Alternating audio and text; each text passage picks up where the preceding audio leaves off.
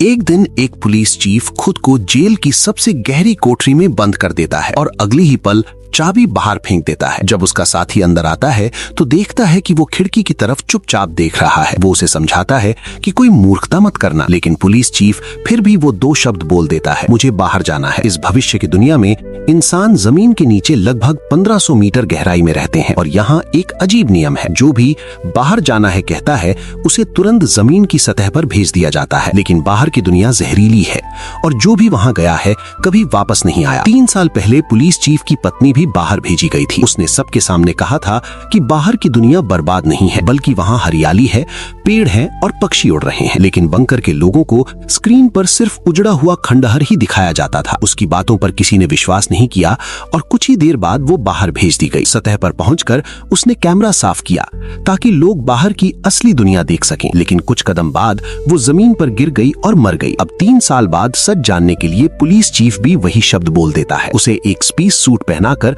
बाहर भेज दिया जाता है। दरवाजा खुलते ही वो चौंक जाता है, क्योंकि बाहर की दुनिया सच में खूबसूरत है। पेड़, फूल और आसमान में उड़ते पक्षी। वो जल्दी से बंकर के कैमरे को साफ करता है ताकि अंदर के लोग भी सच्चाई देख सकें। लेकिन बंकर की स्क्रीन पर जो दिखाई देता है वो पूरी तरह अलग है। लोगों को वही बर्बाद दुनिया दिखाई देती है। कुछ ही कदम बाद पुलिस चीफ भी चक्कर खाकर गिर जाता है। मरने से पहले उसे एहसास होता है कि असली जहर बाहर की हवा में नहीं बल्कि उसके सूट के अंदर है। इसीलिए वो एक ऐसा काम करता है जो पहले किसी ने नहीं किया। वो अपना हेलमेट उतार देता है, लेकिन तब तक बहुत देर हो चुकी होती है। उसकी लाश भी अपनी पत्नी के पास जाकर गिर जाती है और बंकर के लोगों के लिए बाहर की दुनिया में जीने की उम्मीद एक बार फिर खत्म हो जाती है।